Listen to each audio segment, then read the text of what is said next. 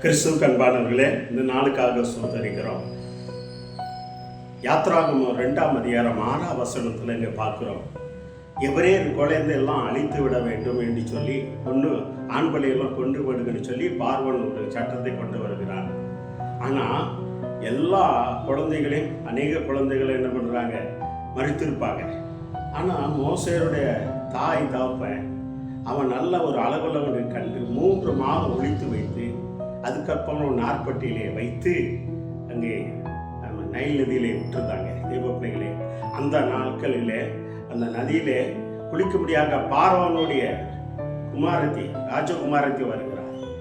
அங்கு ஒரு அந்த அந்த அந்த நாற்குடையிலே போகும்பொழுது அதை தன் வேலைக்காரத்தை கொண்டு வர சொல்கிறார். பார்த்தால் அங்கே அந்த குழந்தையிலே அந்த நாற்பட்டியிலே குழந்தை அழுகிற சத்தம். தெய்வ பிள்ளைகளே, வேத வசனம் சொல்லுகிறது, அந்த பார்வனுடைய குமாரத்தை இரக்கமற்று இறங்கி தெய்வ பிள்ளைகளே அந்த குழந்தையை வளர்த்தாரு என்று வேதத்தில் பார்க்கிறோம். தெய்வ பிள்ளைகளே, தேவன் என்ன நினைக்கிறாரோ, யார் மேலே இறங்குறாரோ நிச்சயமா.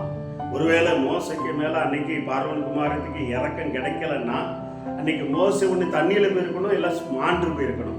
ஆனால் தேவன் என்ன வைத்திருக்கிறார், மோசையை கொண்டு தான் அந்த ஜனங்களை நியாயம் தீர்க்கணும், அந்த ஜனங்களை வழிய மீட்டெடுக்கணும், சில ஜனங்களை மீட்டெடுக்கணும்.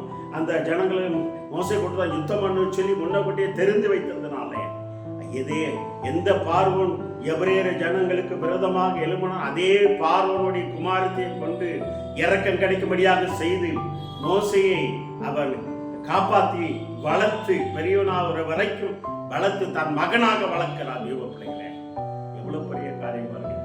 தேவன் இறக்கம் கிடைக்க செய்தால் எங்க வேணாலும் இறக்கம் கிடைக்கும். உங்களுக்கு விரதமாக எழும்பினாலும் அந்த வீட்டிலே ஒருத்தர் மூலமாக இறக்கம் கிடைக்க முடியும் செய்வார். பார்வன் எபிரேயர் புறமாக எழும்புறான். ஆனால் பார்வனுடைய குமாரத்தை இந்த எபிரேயர் பிள்ளையை மோசை எடுத்து வளர்க்கிறார் என்று வேதத்தில் பார்க்கிறோம்.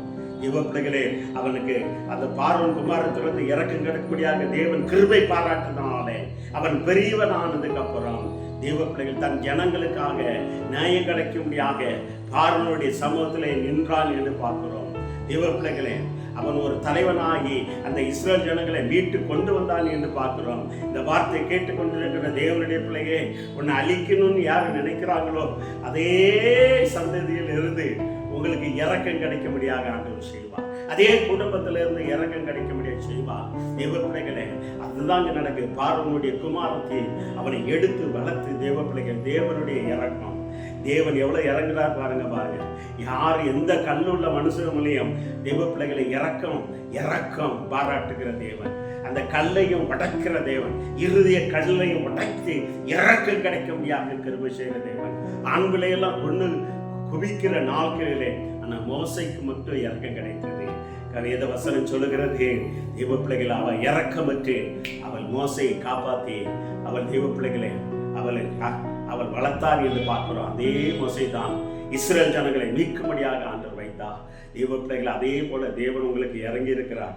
எத்தனை பேருக்கு இறக்கம் பாராட்டி இருக்கிறார் தேவனுடைய பிள்ளைகளே. ஆனால் நீ தேவனுக்காக என்ன செய்தார்? தேவன் எத்தனை ஆபத்திலிருந்து உன்னை காத்து இறக்கம் பாராட்டி உன்னை விடுதலை கொடுத்திருக்கிறார், ஜெயத்தை கொடுத்திருக்கிறார். ஆனால் நீ தேவனுக்காக என்ன செய்தார் சகோதரனே, சகோதரியே? அவன் பெரியவனாக ஆனதுக்கு அப்புறம் தன் சகோதரன் அடிமையா இருக்கிறதை நினைத்து அவனை அவனுக்காக யுத்தம் பண்ண ஆரம்பித்தான், பேச ஆரம்பித்தான், திறப்புல நிற்க ஆரம்பித்தான். தேவ பிள்ளைகளே, எத்தனை பேருக்கு உங்களுக்கு தேவ சமூகத்தில் இறக்கம் கிடைத்திருக்கிறது? எத்தனை மனுஷனிடத்துல, ராஜகுமார இடத்துல, தேவ பிள்ளைகளே அதிகார இடத்துல உங்களுக்கு இறக்கம் கிடைத்திருக்கிறது. ஆனால் நீங்கள் என்ன செய்தீர்கள்? இந்த மோசையை போல ஜனங்களுக்காக போராடினீர்களா? திறப்பட நின்றீர்களா? உறவினருக்காக வாதாடினீர்களா? தேவ பிள்ளை அப்படி இல்லை என்றால் நீங்கள் தேவ பிள்ளைகளே ஆண்டவர் கொடுத்த இரக்கத்தை நீங்கள் வெளிப்படுத்துங்கள், ஆண்டவருக்காக பயன்படுத்துங்கள். இந்த மோசை அவன் பயனுள்ளதாக மாறி, மோசை ஒரு பெரிய தீர்க்கதரிசியாக மாறி அந்த ஜனங்களை பலவிதமான அற்புதங்கள் அதிசயங்களாக கொண்டு வெளியில் கொண்டு வந்தான். காரணம் என்ன? அன்னைக்கு இரக்கம் கிடைக்கலன்னா இந்த மோசே மறித்திருப்பா.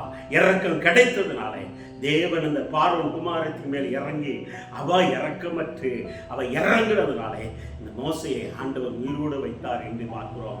120 வருஷம் உயிரோடு இருந்து மரித்தார் என்று பார்க்கிறோம். இந்த வார்த்தை கேட்டுக்கொண்டு இருக்கிற சகோதரனே சகோதரியே, இன்னைக்கு நீங்க ஒப்புக்கொடு. ஆண்டவர் உனக்கு எத்தனை இரக்கங்களை செய்திருக்கிறார், எத்தனை இதுல இருந்து உன்னை காப்பாத்தி இருக்கிறார். நீ ஆண்டவருக்காக என்ன செய்தார், ஒப்புக்கொடு. கண்ணுக்கு முடிஞ்சவங்க செய்யும். நல்ல ஆண்டவரே சோதரா, பார்வோனுடைய குமாரத்தில் இறக்கம் கிடைக்க முடியாத நீர் காப்பா, கிருபை செய்தவரே அப்பா, அவளுக்கு நீர் இறங்கி அப்பா அவள் இறங்க முடியாத நீர் அவளுடைய இருதயத்தில் பேசின தேவனே சோத்திரனப்பா. அதே போல ராஜகுமார இடத்துல அப்பா உலக அப்பா தாப்பனே ஆளுகிற தலைவர்கள் எங்களுக்கு இறக்கம் கிடைத்தா ஆண்டவரே, நாங்களும் உமக்காக நாங்கள் போராடத்தக்க உங்களுடைய ஜனங்களுக்காக திறப்புல நிற்கத்தக்க எங்களுக்கு உதவி செய்ய முடியாது செபிக்கிறோம். வழியிடத்துக்கு ஆசீர்வதிக்க பெரிய காரியங்கள் இயேசுவின் நாமத்தாலே ஆசீர்வதித்து ஜெயம் எடுக்கிறோம். நல்ல தந்தையே, ஆமென், ஆமென், ஆமென். God bless you. தேவ பிள்ளைங்க, இந்த மோசைக்கு இறங்க எடுக்க உங்களுக்கு கிடைத்திருக்கலாம். தேவ பிள்ளைகளே, நீங்க இறங்குங்க. அந்த ஜனங்களை ஜாதிக்காக, அந்த ஜனங்கள் எவரே ஜனங்களுக்காக அவன் இறக்கம் பாராட்டி அந்த ஜனங்களை மீட்டுக்காக அவன் திறப்புல நின்னா. அதே போல நீங்களும் இறங்குங்க. கர்த்தர் உங்களுக்கு வாழ்க்கையிலே பெரிய காரியங்கள் செய்வார். God bless you. ஆமென்.